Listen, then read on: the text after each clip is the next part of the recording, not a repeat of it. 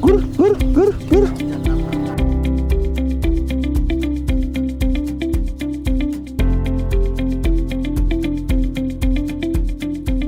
Assalamualaikum warahmatullahi wabarakatuh. Waalaikumsalam warahmatullahi Bertemu wabarakatuh. kembali bersama saya Herman Yakub, Berani Jujur. Pagi hari ini kita berada di kediaman rumah Bapak Haji Masduki. Untuk lebih mengetahui dengan tentangnya Haji Masduki, kita akan berbincang-bincang terlebih dahulu dan untuk memperkenalkannya terlebih dahulu. Assalamualaikum Pak Haji. Waalaikumsalam warahmatullahi wabarakatuh. Terima kasih Mas Herman. Iya, Pak Haji, sebelum Siap. kita bincang-bincang nih, kita perkenalkan nih dengan BJTV pemirsanya. Ya, terima kasih BJTV ya, pemirsa dan Mas Herman serta kru. Hari ini saya kedatangan teman-teman dari BJTV nih. Ya. Ya, saya ucapkan banyak terima kasih. Ya, pagi-pagi dengan suasana pegunungan. Iya. Memang karena kita dilahirkan dari orang gunung lah ya. Orang perkampungan, maka alhamdulillah pada akhirnya teman-teman atau pemirsa BJTV Mas Herman ini Iya. tim daripada Berani Jujur ya. Iya, TV betul. Berani Jujur. Ini hebat ini namanya. Datang ke kediaman saya, di gubuk saya yang pagi-pagi yang suasananya ya Luar biasa indah ya Pak ya, terutama. alam lah. Iya. Kita balik ke alam karena manusia itu secara teori bagaimana almarhum Dr. Nurholis Majid berpendapat bagaimana mikrokosmos sama makrokosmos itu bisa bersatu. Iya. Nah, bicara persoalan alam dengan manusia itu harus bersatu sehingga ada keseimbangan hidup. Iya. Nah, itu. Maka konsepsi dasar manusia itu adalah bagaimana bisa bersatu dengan alam. Iya. Alam dalam konteks hal ini adalah ya lingkungan kita. Iya. Ketika manusia tidak bersatu dengan lingkungannya, maka hidupnya kita pastikan tidak akan ada ketenangan. Betul. Karena ketika bersatu dengan alam, bicara juga bisa bersatu dengan persoalan sang pencipta. Iya. Gitu. Terima kasih saya memperkenalkan diri hari ini. Alhamdulillah saya dipercaya oleh masyarakat Iya. ya, Kota Cilegon, mobil khusus Dapil Ciwandan Citangkil, karena saya berangkat dari Dapil Ciwandan Citangkil Iya. kedua periode nih, ya kan. Iya. Periode pertama saya diberi amanah menjadi ketua komisi 1 Iya. di DPRD Kota Cilegon, dan hari ini saya dipercaya diamanahi untuk menjadi unsur pimpinan DPRD, yaitu wakil ketua 2 di DPRD Kota Cilegon. Maka sebuah amanah yang emang harus saya emban yang cukup berat, akan tetapi inilah mungkin bicara takdir ilahi. Iya, betul. Iya kan gitu. Hidup manusia kan bicara persoalan peran serta Allah. Iya. Kita hanya bisa berencana, kita hanya bisa ikhtiar, Iya. akan tapi segala sesuatunya sudah ditentukan mau kemana dan bagaimananya. Iya, betul. Nah, itu. Bicara berani jujur, Iya. hebat. Namanya berani jujur. Kalau dalam konsepsi Islam, kulil haqqa walau kana murran. Betul ya. Katakanlah yang benar itu walaupun pahit. Betul. Nah ini, maka peranan media dalam hal ini pemirsa BJTV cukup luar biasa. Iya. Bagaimana bisa mengedukasi persoalan-persoalan politik, Betul. persoalan-persoalan pendidikan, persoalan-persoalan spiritualitas kita. Iya. Gitu. Makanya di pagi hari ini saya ucapkan banyak terima kasih. Iya. Sudah datang ke Gunung Sugih nih. Wah. Ini namanya Gunung Sugih ini, Pak Tapi Herman. gunung yang penuh keindahan ya. Ini namanya Gunung Sugih. Benar. Iya, bicara cerita Gunung Sugih mungkin itu adalah mungkin ada ceritanya lah. Betul, kenapa Gunung pastinya Sugih. ya. Akan tetapi bicara Gunung Sugih, emang hari ini Gunung Sugih dipadati dengan industri. Oh iya. Iya, dipadati dengan industri nasional. Iya. Ada mungkin di depan Gunung Sugih, akan tetapi di balik industri itu ada ternyata hutan yang masih indah kelihatannya. Maka keindahan inilah setiap pagi saya habis pagi di luar ngeliat lihat ya gitu kan, melihat burung-burung perkutut ya. Kebetulan saya juga ada beberapa ayam kampung juga, ya gitu ya. Ayam kampung di sini ya sudah bertelur semuanya ayam kampungnya. Jadi kalau mau buat jamu tinggal ambil aja. Ya, Pak ya. Oh iya. Boleh itu. Karena kita ya itu tadi harus bersatu dengan alam. Betul. Keseimbangan itu, hidup itu harus bersatu dengan alam. Nggak bisa kita antara makrokosmos dalam konteks ini adalah alam, dengan mikrokosmos dalam hal ini manusia. Tidak ada kebersatuan, keseimbangan dengan alam, maka hidupnya tidak akan seimbang. Betul. Ya, itu.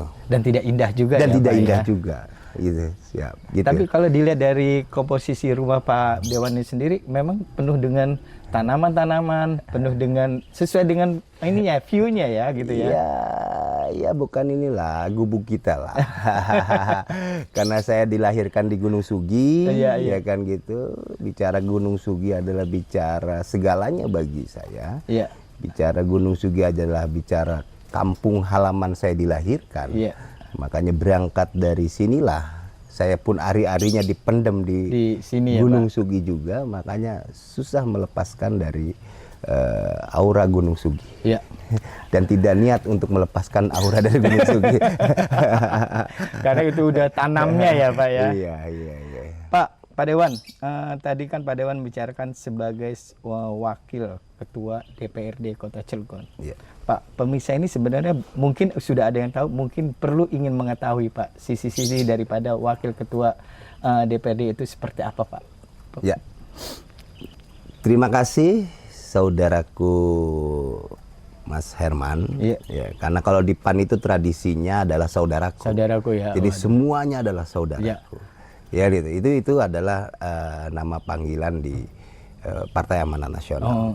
Ya. Hari ini mungkin saya dipercaya sebagai wakil ketua 2 DPRD Kota Cilegon yang memang tadi saya sampaikan di awal bahwa ini bukan persoalan amanah yang ringan. Betul. Amanah yang cukup luar biasa, yang membutuhkan sebuah pengalaman sehingga hari ini bagaimana mampu menyeimbangkan antara eksekutif dan legislatif. Karena udah jelas tupoksi dari DPRD itu adalah ada 3 itu tadi, yaitu adalah pengawasan, budgeting, dan penganggaran. Dalam konteks ini, dan perlu pemirsa juga ketahui bahwa DPRD hanya punya tupoksi 3. Persoalan realisasi penganggaran itu ada di eksekutif. Kita hanya bertugas bagaimana kita mampu menganggarkan. Nah, itu DPRD. Makanya berpengalaman dari periodisasi pertama, kebetulan saya waktu itu jadi ketua Komisi 1 yang membidangi persoalan pemerintahan, ya kan, pemerintahan Kota Cilegon.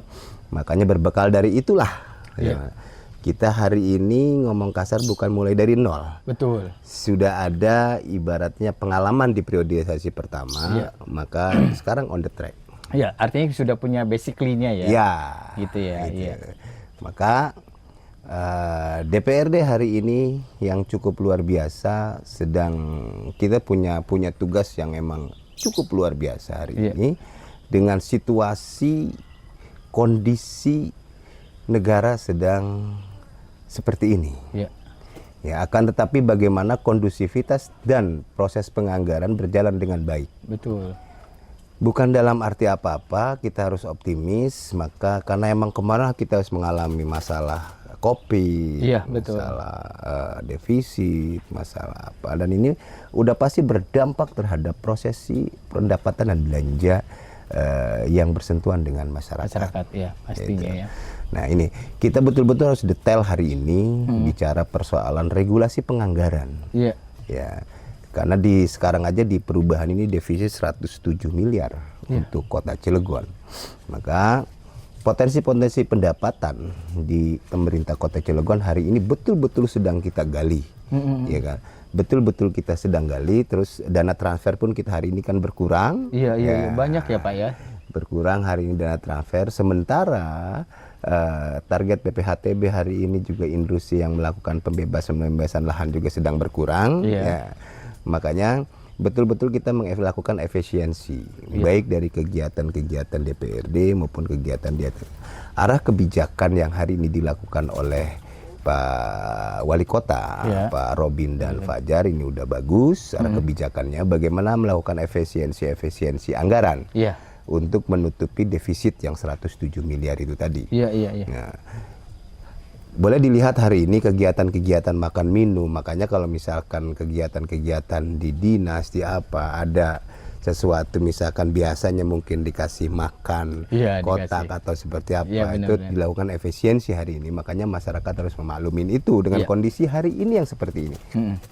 Tapi saya optimis ke depan itu, karena kita sekarang sedang melakukan inovasi pendapatan, inovasi kebijakan yang berpotensi pendapatan. Betul. Contoh misalkan sekarang kita lihat kemarin di rapat evaluasi hasil gubernur terkait dengan rapat anggaran perubahan APBD perubahan, sudah ada kita menaikkan pendapatan dari PCM 2 miliar tuh. Ya.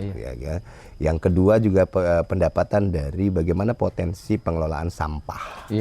Potensi pengelolaan sampah kita genjot lagi kemarin itu, karena kemarin itu kan kita antara DPRD dengan eksekutif itu bagaimana mampu memformulasikan penganggarannya.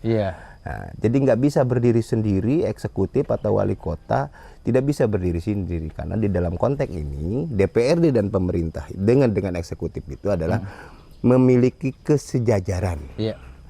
Maka pembahasan dan persetujuan semuanya itu dibahas di DPRD dalam konteks ini badan anggaran DPRD. Karena DPRD itu ada badan anggaran, ada badan musyawarah, ada badan kehormatan, ya kan?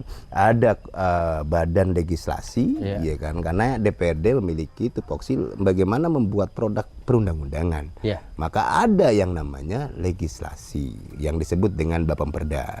Ada juga tupoksi yang bermitra dengan OPD terkait. Ada Komisi 1 yang bicara persoalan pemerintahan, Komisi 2 bicara persoalan bagaimana tanggung jawab sosial, Komisi 3 bagaimana bertanggung jawab tentang pendapatan, potensi pendapatan baik BUMD maupun dari ini segala macam.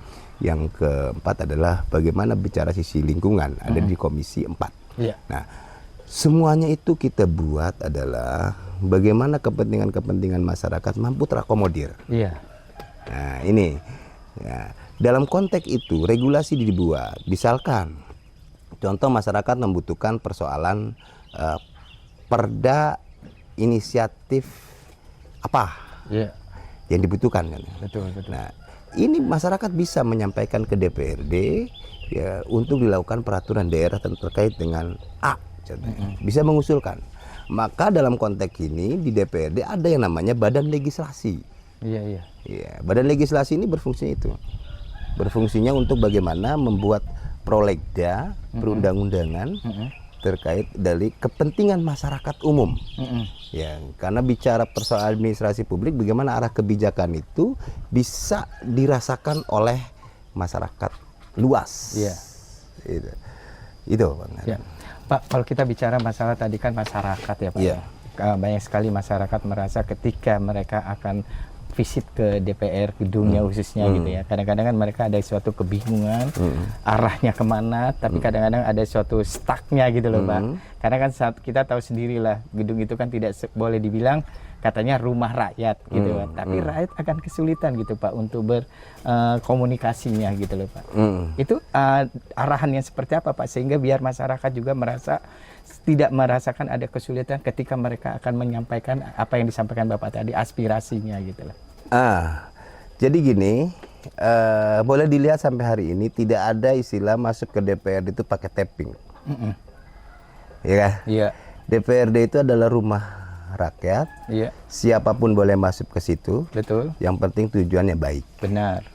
Menyampaikan aspirasi. Maka ada pola pola regulasi yang diatur di DPRD, mau menyampaikan secara langsung nggak apa-apa, mau menyampaikan secara kelembagaan juga tidak apa-apa. Maka ada fasilitas yang disediakan DPRD, yaitu fasilitas namanya hearing.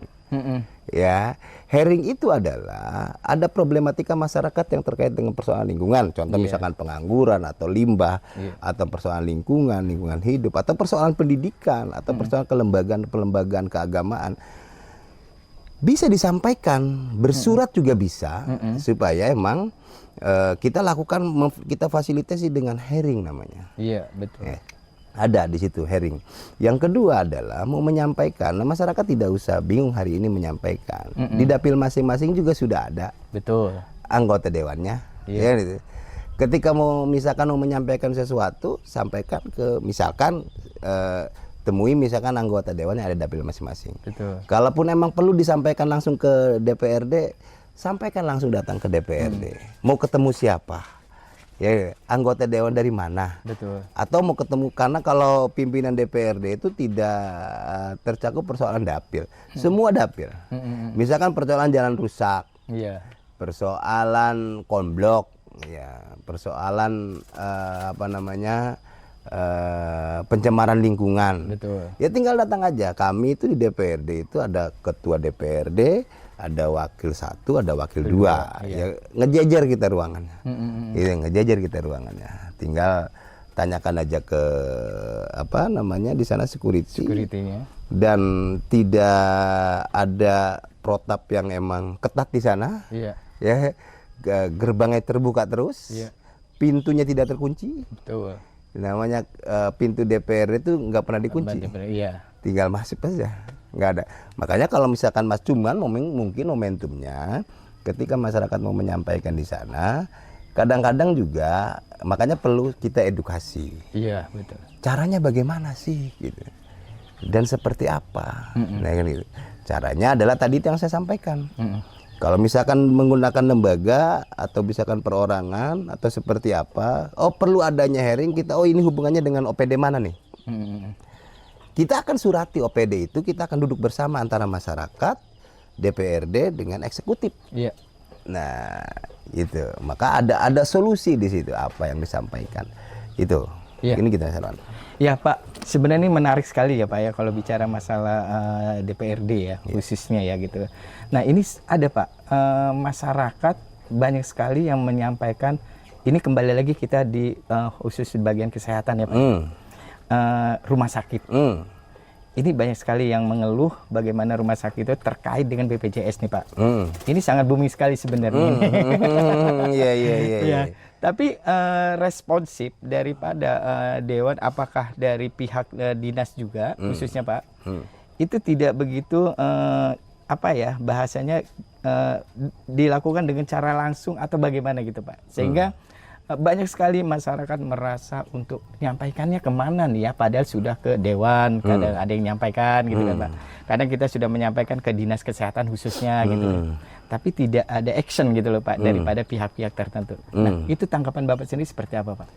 Ya, emang problematika pelayanan dasar di sini. Bicara persoalan kesehatan ini terkadang ada rumah sakit juga, oknum rumah sakit yang emang nakal lah ya. Nah ini membedakan, terkadang gini Pak, pernah kita juga sidak bahwa bicaranya adalah penuh rumah sakit nih, karena ada beda perlakuan. Betul ya. Antara yang BPJS dengan non BPJS. Nah ini makanya kemarin kita sudah sampaikan, jangan sampai ada perlakuan yang berbeda. Betul. Karena ini juga bicaranya pelayanan dasar. Betul. Pelayanan dasar masyarakat yang harus kita penuhi. Benar. Tidak bisa. Saya juga beberapa kali sidak ke RSUD ya kan. Emang yang kemarin yang viral itu terkait dengan persoalan Hermina ya. Iya, Hermina dan Kurnia lah Pak. Dan Kurnia. Makanya kita menjadi atensi itu juga, dan kita akan jangka pendek ini juga akan lakukan hearing dengan para pihak, baik pihak dinas kesehatannya dengan rumah sakit tersebut, supaya emang jangan sampai menghambat pelayanan dasar bicara rumah sakit. Toh ujung-ujungnya pemerintah juga tanggung jawab kok. Benar. Hari ini kan persoalan BPJS, persoalan apa kan dibayarin juga sama pemerintah. Benar. Ya kan? Apalagi udah tinggal sekarang bicara masyarakat Kota Cilegon tinggal dengan KTP saja sudah bisa ini. Sudah bisa mengajukan. Sudah ya? bisa Iya. mengajukan. Masih berlakukah itu, Pak? Ya masih berlaku. Katanya ada beberapa masyarakat itu merasa tidak lagi menggunakan KTP itu, Pak. Oh masih itu masih Masih, berlaku. Bisa bicara persoalan adalah persoalan masyarakat, adalah persoalan warga, adalah bicara persoalan kesehatan itu menjadi pelayanan dasar. Betul. Ya, makanya masyarakat tinggal kalau misalkan hari ini ada problematika kesehatan kan ngelihat hari ini puskesmas dibuka 24 jam. Betul ya. Kayak puskesmas Ciwaran aja dibuka 24 jam. Ini yang harus disadari oleh pengambil kebijakan. Nah, pengambil kebijakan itu harus benar-benar hari ini dalam konteks ini adalah eksekutif. Iya. Cek dan recheck hari ini rata-rata orang yang backgroundnya kebidanan. Dia agak sedikit malas bicara kebidanan.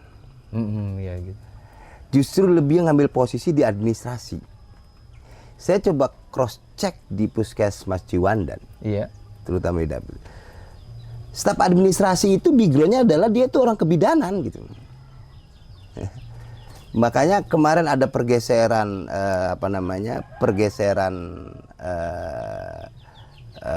peralihan untuk dibuka 24 jam. Saya sampaikan kepada kepala Puskesmas Ciwandan. Iya.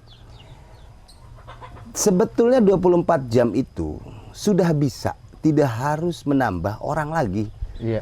Sekarang bagian staf di situ itu adalah backgroundnya adalah kesehatan. Cuman mereka sudah terlalu nyaman di administrasi di situ.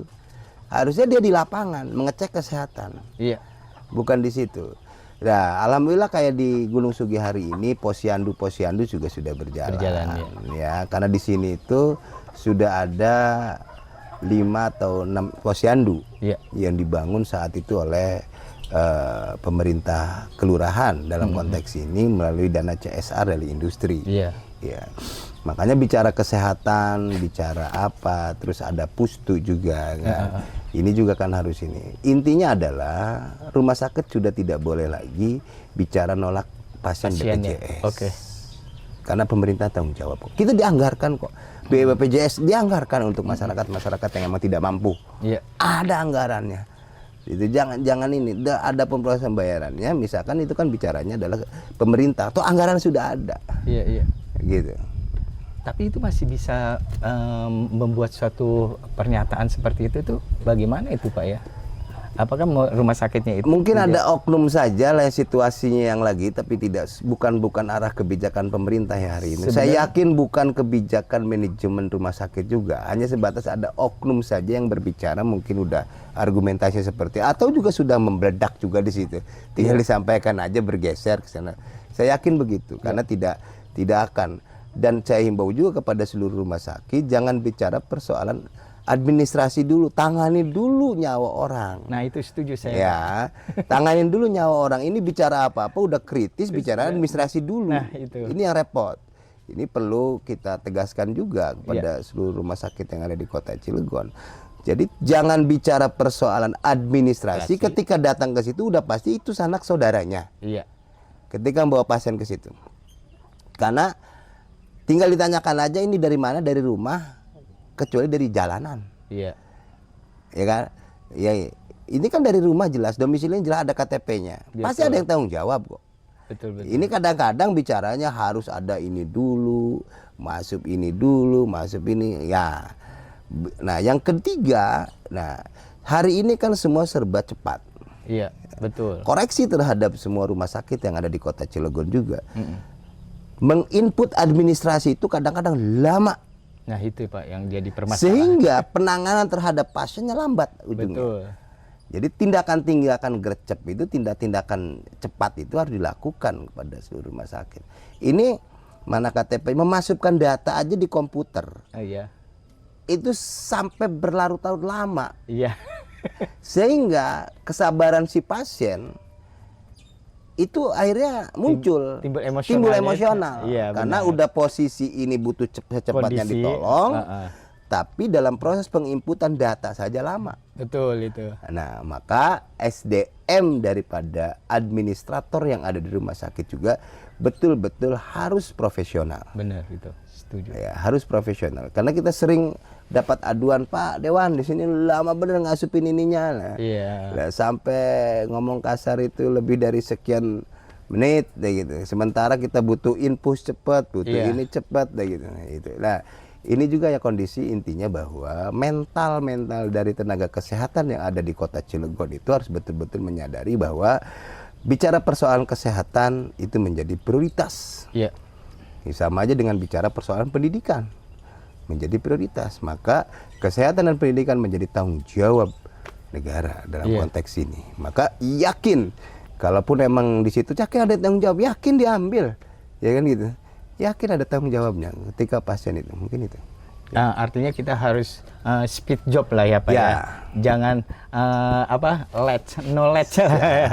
Jadi di satu sisi itu yang memang menarik sekali sih Pak. Sebenarnya kalau bicara masalah kesehatan sangat panjang sebetulnya Pak. Nah Pak, ini sekarang nih agak gosip-gosip dikit nih Pak terkait pinjaman nih Pak daripada kegiatan dari JLU ya Pak ya. Apakah itu memang akan terlaksana atau memang ini ada suatu sisi yang harus ada dipertimbangkan gitu Pak? Iya. Ya. Bicara persoalan rencana pemerintah untuk pinjam terkait pembangunan JLU ya, betul. Tadi ditanyakan oleh saudaraku Mas Herman. Pada prinsipnya dalam konteks ini adalah kami setuju-setuju di DPRD. Iya. Akan tetapi setuju dalam konteks tolong dipertimbangkan. Iya. JLU itu sudah masuk dalam program RPJMD-nya Pak Wali Kota. Iya, betul. Ya. Ketika sudah masuk dalam program RPJMD-nya, runtutannya adalah bicara persoalan menerjemahkan itu. Iya. Dalam konteks RPJMD-nya sudah ada bahwa JLU menjadi skala prioritas Pak Wali Kota. Dalam konteks ini adalah Pak Robin dengan Pak Fajar. Ya. Kami DPRD support dengan merealisasikan programnya, ya kan. Makanya kalau kemarin ramai itu bicara persoalan tahapan, betul. dan satu masalah tahapannya itu proses tahapan penganggarannya. Ya.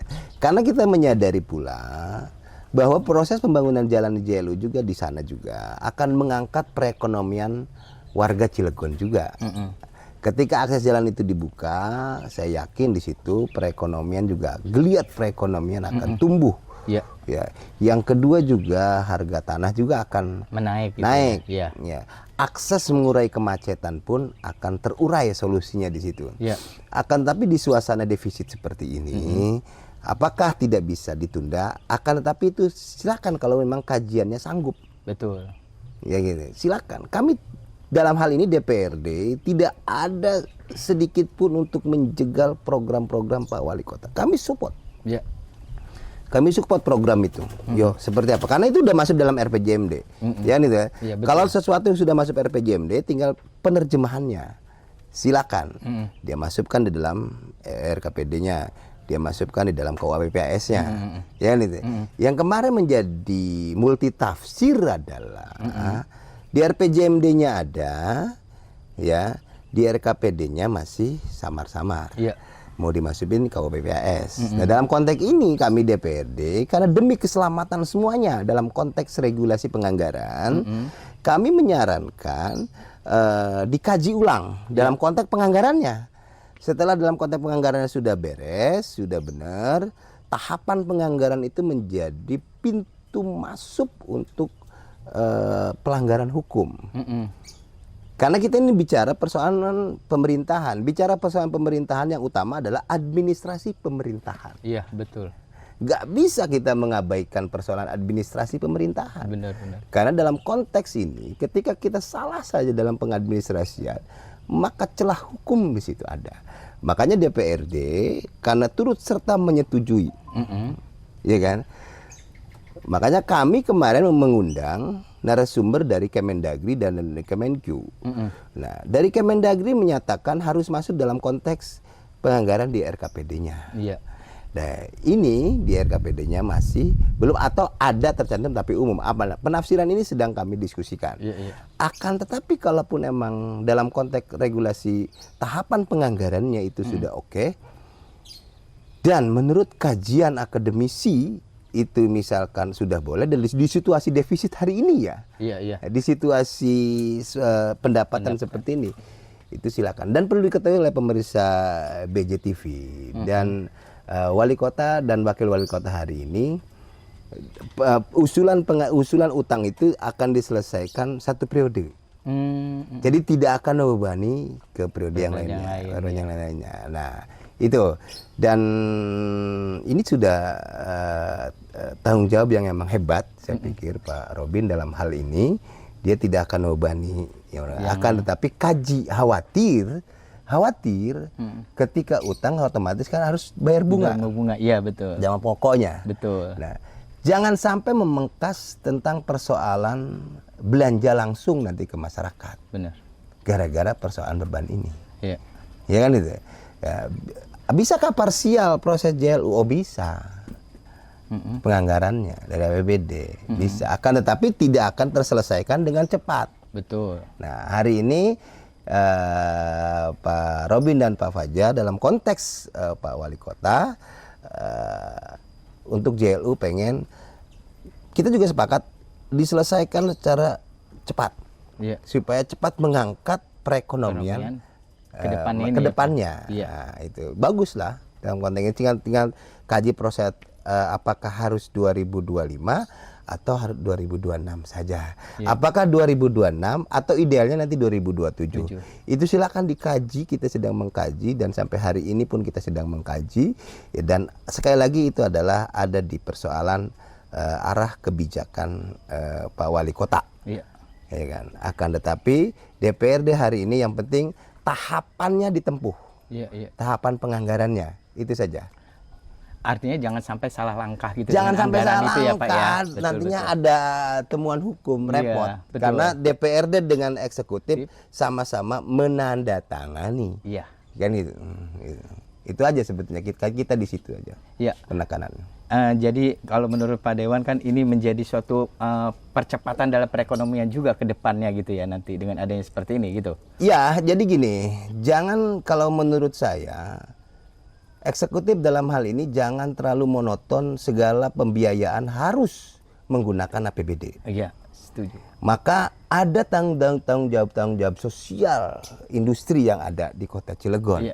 Ada dana-dana CSR. Contoh yang kita tempuh, ini contoh saja, bahwa pembangunan jalan fisik itu tidak harus menggunakan APBD. Di Gunung Sugi bisa kok. Betul. Jalan rusak, kalau belum mau masuk dari Browan ke sini. Ya.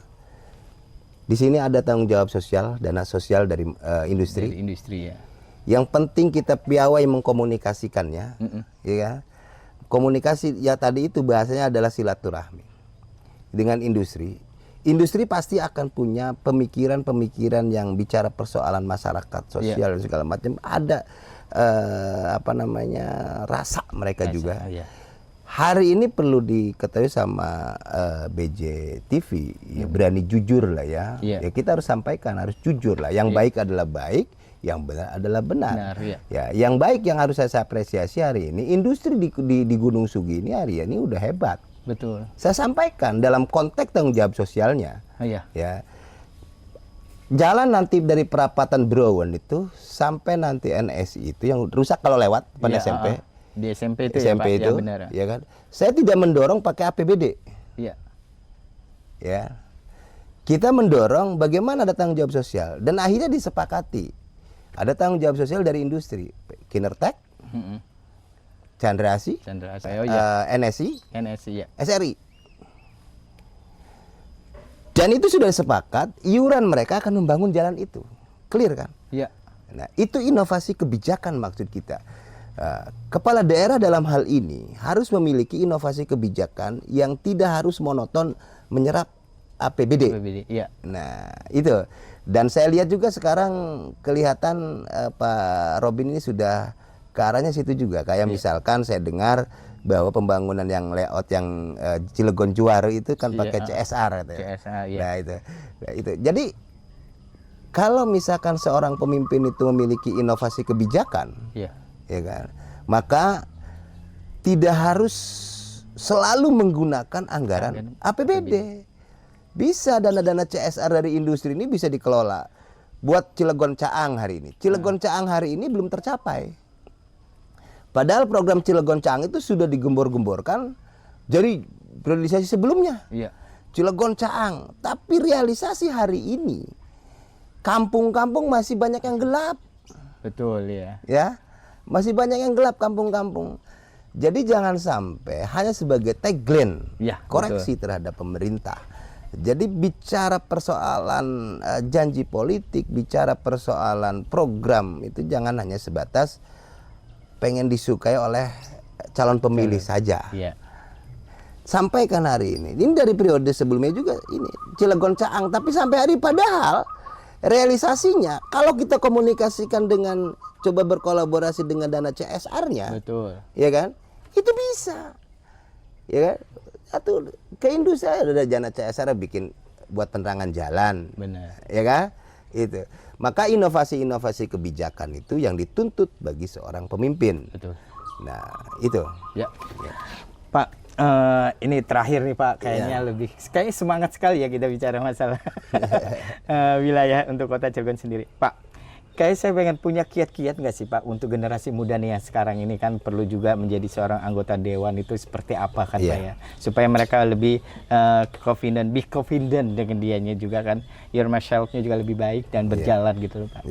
Bisa nggak Pak bisa menyampaikan dengan untuk kaula muda ke depannya gitu loh? Yang pertama mungkin begini, bagi kaum-kaum Gen Z ya. Iya. Bagi kaum muda nih. Kaum muda yang kalau modern. saya generasi perasaan masih muda tapi umur udah lumayan. Iya, sama Pak kita. Jadi sesuatu itu tidak instan. Ya, betul. Ya. Hari ini saya seperti ini. Ya. Itu bukan dengan tanpa proses. Benar, setuju. Makanya saya sering ngomong juga ke anak-anak saya. Kamu, istilahnya ke anak saya nih. Iya. Kamu mau misalkan mau berkiprah di politik, berkiprah di usaha, berkiprah di mana, silakan. Akan tetapi itu sesuatu yang memang mustahil ketika kamu di dalam proses kuliah atau sekolahnya, kamu datang ke kampus, pulang, kampus, pulang. Iya. Yang sekolah nih ya, yang kuliah. Ya. Maka hal itu saya katakan hari ini akan lambat mencapai itu. Iya. Kesuksesan itu. Makanya polanya adalah menjadilah mahasiswa, menjadilah siswa, mahasiswa. Ada misalkan di SMP ada organisasi OSIS. Iya, betul. Ada pramuka. Ya kan? Ada kalau udah lulus SMA ada yang namanya Karang Taruna. Betul. Ada KNPI. Ya benar. Nah, ini kan. Terus kalau udah kuliahnya ada himpunan mahasiswa jurusan. Iya. Ada organisasi HMI, PMI atau yang lainnya ya. Ada BEM. Ada BEM. Iya. Maka ketika mau menjadi pemimpin ikuti tahapan itu. Iya. Perlu saya sampaikan pada pemirsa Berani Jujur lah ya, TV Berani Jujur lah ya. Benar Pak. Satu adalah kalau bicara perjalanan saya nih. Iya. Bicara perjalanan saya lulus SD saya ke Latansa. Ya, kenapa saya bicara itu? Di situ ditempa tentang persoalan bagaimana arti hidup. Ya. Perjuangan hidup, bagaimana kesengsaraan. Pagi-pagi itu udah tahulah semuanya pemirsa Berani. Saya di Pondok Pesantren Latansa 6 tahun. Pagi itu sarapan itu cukup dengan kerupuk dan sambal. Iya. Kerupuk sambal itu udah luar biasa. Itu udah sarapan pagi itu udah biasa. Lah ya kan. Siang pakai namanya polo onta. Polo onta itu adalah tahu. Kalau nggak polo onta adalah pedal beca, tempe. Tempe, ya kalau nggak ikan berjaket, yaitu ikan asin yang dikasih tepung. Iya. Ya kan? Ya kan? Modern juga namanya. Oh iya. Jadi kita itu di pesantren. Saya alami itu. Terpaan itu saya alami. Betul. Ya. Terus paling asik itu ketika menemukan 1 minggu sekali atau 2 minggu sekali ada ayam. Seneng tuh kan? Iya, iya. Waduh, ayam. Intinya istilah-istilah itu adalah dulu saya diterpa itu. Iya. Makanya hampir hari ini alhamdulillah anak saya, alhamdulillah nih, Iya. 2 dari pesantren Latansa lulus. Luar biasa. 1 hari ini masih di ICM di Serpong. Yang ini, yang 2 masih di Unggulan Uswatun Hasanah. Jadi bukan bicara persoalan lembaga pendidikannya, tapi berbicara adalah bagaimana anak-anak mulai dini kita tempat dengan hidup susah. Iya. Ketika menjalaninya nanti, kalau saya sekarang pagi-pagi pakai sarapan kerupuk dulu juga ya. Udah biasa ya. Udah biasa pakai sambal aja, tidak ada fanatisme saya harus makan pakai Iya. gitu ya, tidak ada fanatisme. Yang penting ya udah makan pakai ikan asin, pagi-pagi aja tadi pakai ikan asin apa namanya manis itu. Iya. Ya kan udah asik saja.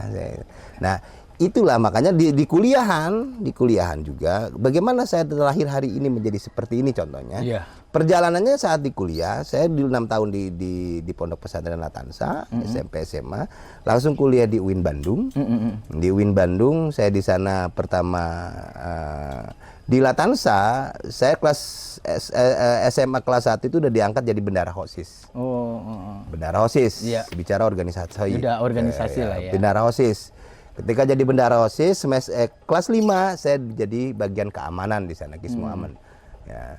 Terus kelas 6 ya saya udah beres. Nah, karena terbiasa dari semenjak sekolah dini.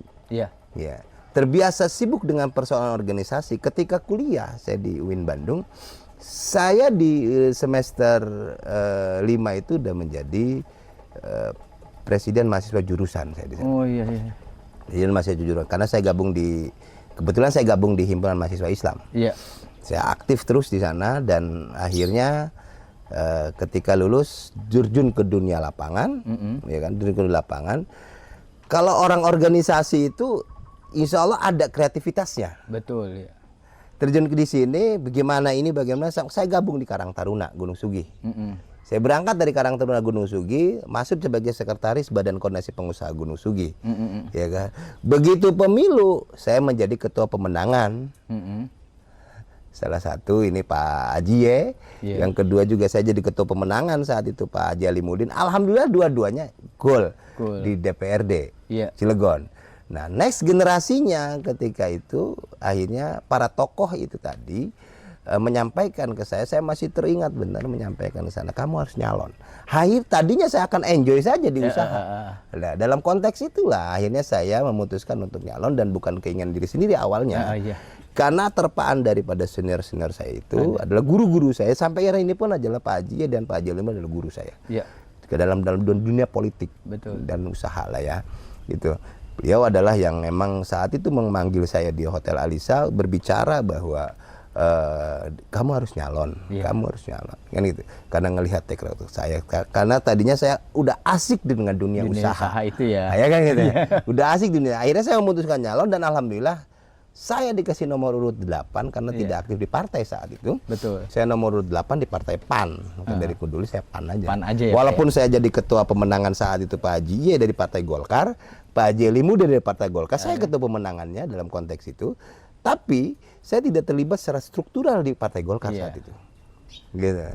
Nah, akhirnya begitu saya enjoy saja. Begitu misalkan ada 2 tokoh ini menyuruh saya harus nyalon, ya akhirnya saya cari partai.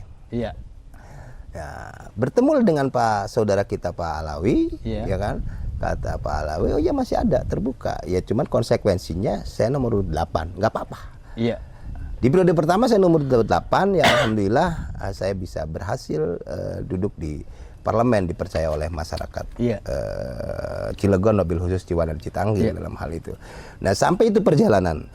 Udah lulus, ya tadi perjalanan saya di luar bahwa akhirnya saya aktif di Karang Taruna, berangkatnya Karang Taruna Gunung Sugi. Nah, bicara Karang Taruna itu bukan, jangan berpikir bicara Karang Taruna persoalan sosial. Ada namanya ketua 1, ketua 2. Saya dulu di pola di Gunung Sugi itu adalah ketika saya di Karang Taruna, silakan kita bagi ketua 1 membidangi persoalan sosial, ketua 2 membidangi persoalan usaha. Dibentuk Koperasi Karang Taruna. Pembiayaannya, nah itu karena kita orang organisasi, Iya, benar. insting organisasinya ada dan insting usahanya juga ada. Nggak bisa lembaga sosial itu digunakan untuk lembaga bisnis, nggak bisa. Betul ya. Maka lembaga bisnis itu adalah harus membuat koperasi. Kita bentuk Koperasi Karang Taruna. Iya. Koperasi Karang Tarunanya bergerak di usaha. Kegiatan sosial Karang Taruna dibiayai dari hasil koperasi. Iya, iya. Itu. Jadi kegiatan sosial yang terjadi di Karang Taruna saat itu di Gunung Sugi hasil dari koperasi. Koperasi yang ngelola apa? Kita komunikasikan dengan Asaimas, parkiran. Iya. Sampai hari ini berjalan. Itu rintisan saya. Artinya banyak lah ya yang mau dijalankan Nah, gitu ya. kalau udah bicara koperasi, dia bisa Karang Taruna minta porsi tenaga kerja, dikelola oleh koperasinya, Betul. hasil dari koperasinya untuk pembiayaan sosial untuk kegiatan sosial Karang Taruna. Iya, iya. Jadi ketergantungan meminta itu Tidak ada ya. tidak ada. Jangan mencari-cari yang buat proposal gitu ya. Jadi tidak gitu lah. Itulah Ya. akhirnya Setuju Karang Taruna saya. Gunung Sugi alhamdulillah menjadi Karang Taruna terbaik lah saat itu. Iya, iya, Ya. iya. Akhirnya setelah itu ketika itu akhirnya ya berjalan dengan baik. Makanya saya berpesan bagi kaum milenial aktif dalam sebuah organisasi. Yang kedua adalah jangan abaikan ridho orang tua. Iya. Nah, ini Itu yang paling pokok. kayaknya. jangan abaikan ridho orang tua. Bener, Karena bener. bicara konsepsi sehebat apapun kita, kalau orang tua nggak ridho, maka Allah pun nggak ridho. Betul. Itu, ya. Kenapa bicara seperti itu? Awalnya orang tua saya pengen saya jadi juru dakwah. Heeh. Saya ikutin begitu lulus dari Dari Latansa. Latansa dan dari IAIN Bandung. Saya Iya. ikutin. Saya jadi juru dakwah. Untuk berputar haluan itu saya harus komunikasikan dengan orang tua. Iya, benar. Akhirnya saya menghadap begini nih. Heeh. Ngadap pagi-pagi, saya bilang mohon maaf karena emang seperti ini. Boleh nggak saya ngobrol dengan orang tua ya? Saya sungkem. Saya ini kayaknya akan berubah haluan. Tapi saya ngomong. Iya, heeh.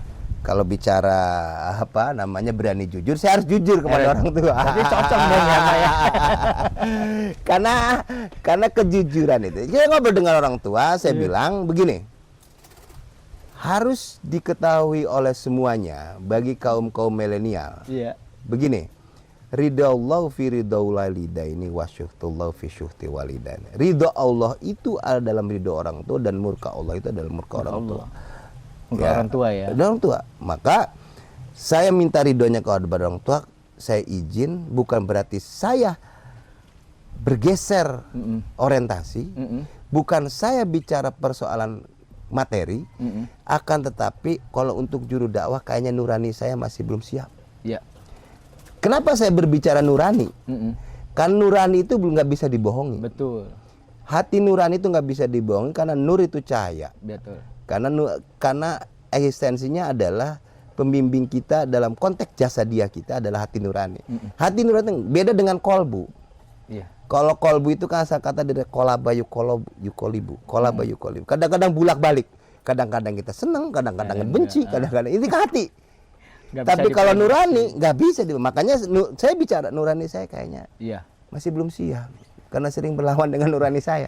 Ya kan itu kan? Iya, benar. Akhirnya terus maunya kamu gimana? Izinkan saya kerja dulu. Izinkan saya kerja dulu. Iya.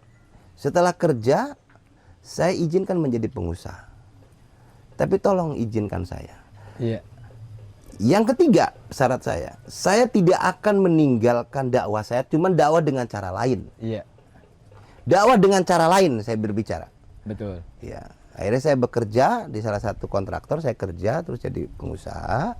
Ya, karena saya tadi itu sudah berbicara kepada orang tua saya akan dakwah dengan cara lain. Begitu saya periode pertama saya belum dilantik, ketika saya ditetapkan oleh KPU itu bahwa jadi belum pelantikan. Langsung saya membuat yayasan Gunung Sugi Center. Iya. Langsung ngadap ke notaris lah. Karena saya awalnya janji sama orang tua begitu. Saya akan dakwah dengan cara lain. Iya. dakwah dalam konteks politik adalah ini. Betul.